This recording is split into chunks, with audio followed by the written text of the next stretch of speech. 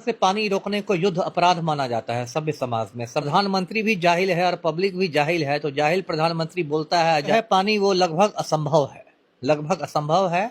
Sir, जिस प्रकार से लोगों में, जनमानस में ये फैल गया है अफवाह कि पाकिस्तान के लिए जो पानी भारत से होके जा रहा था उसे रोक दिया गया, क्या रोक दिया गया है या फिर रोकना संभव है या नहीं है? इन पे थोड़ा सा प्रकाश डालिए। देखिए, रोकना जो है पानी, वो लगभग असंभव है, लगभग असंभव है। और ये पूरा मामला मैं दर्शकों को शुरू से समझाता हूँ। ये जो सिंधु नदी है, ये बहुत लंबी नदी है, 3000 किलोमीटर लंबी नदी है, गंगा से भी ज़्यादा लंबी नदी है। और ये चीन में निकलती है तिब्बत के पठार से, और फिर भारत होते हुए पाकिस्तान जाती है और कराची के पास अरब सागर में विलीन हो जाती है। ये सिंधु नदी इतनी महत्वपूर्ण नदी है, इसी से दर्शक समझे कि जो हमारे देश का नाम इंडिया है वो सिंधु नदी के नाम पर ही है। सिंधु को ही इंग्लिश में इंडस कहते हैं, और इंडस के ही नाम पर इस देश का नाम इंडिया पड़ा है। तो और सिंधु घाटी सभ्यता के बारे में आपने पढ़ा होगा स्कूल में, बहुत विकसित सभ्यता थी। हड़प्पा और मोहनजोदड़ो जैसे बड़े बड़े शहर थे सिंधु घाटी सभ्यता में।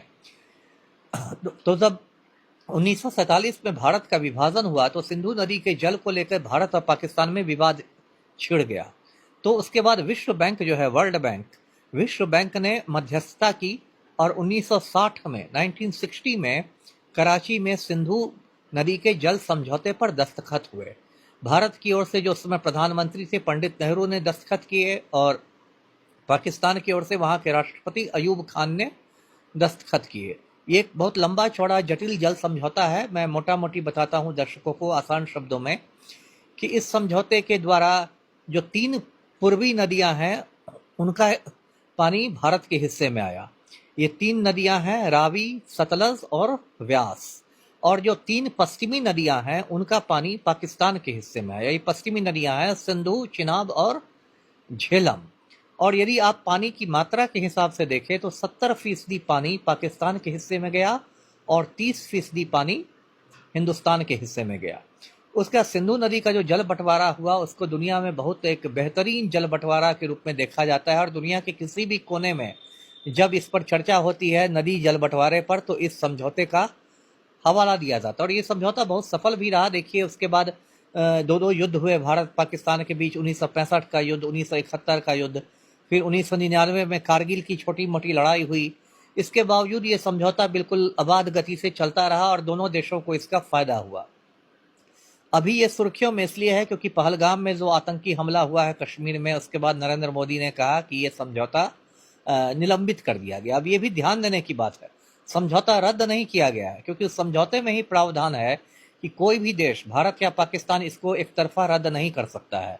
बहुत लोग जो व्हाट्सएप यूनिवर्सिटी से अधकचरा ज्ञान लेते हैं वो अभी नाच रहे हैं कि रद्द हो गया, रद्द हो गया। तो समझौता रद्द नहीं हुआ है, समझौते को निलंबित किया गया है।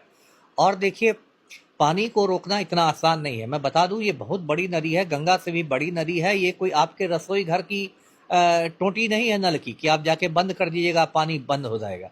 इसको रोकने के लिए विशेषज्ञों का मानना है कि इस पर बड़े बड़े डैम बनाने पड़ेंगे, बांध बनाना पड़ेगा, जैसे भाखड़ा नांगल जैसा बड़ा बांध बनाना पड़ेगा, जिसमें करोड़ों अरबों का खर्च होगा और 20-25 साल निर्माण में लगेंगे।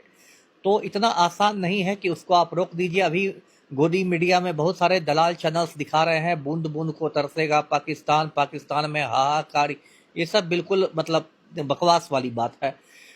और दूसरी बात ये इसमें होता है, मैं खुद अंतर्राष्ट्रीय संबंधों का छात्र रहा हूँ, कि इस तरह से पानी रोकने को युद्ध अपराध माना जाता है सभ्य समाज में, सभ्य दुनिया में, क्योंकि आतंकी की सजा आप आम नागरिकों को नहीं दे सकते हैं, इसलिए ये युद्ध अपराध माना जाता है।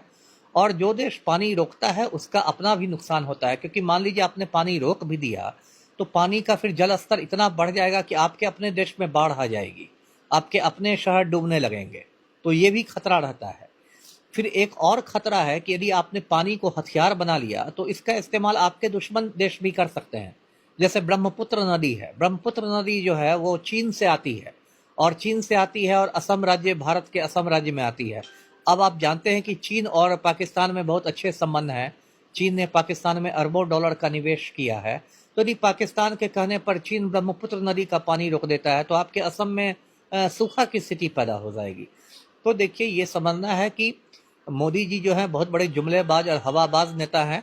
पहलगाम हमले के बाद उनकी बड़ी फजीहत हुई, बहुत किरकिरी हुई कि बहुत नकारा प्रधानमंत्री साबित हुए हैं, कमज़ोर प्रधानमंत्री साबित हुए हैं।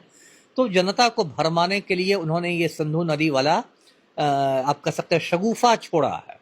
और प्रधानमंत्री भी जाहिल है और पब्लिक भी जाहिल है, तो जाहिल प्रधानमंत्री बोलता है, जाहिल पब्लिक ताली पीटती है।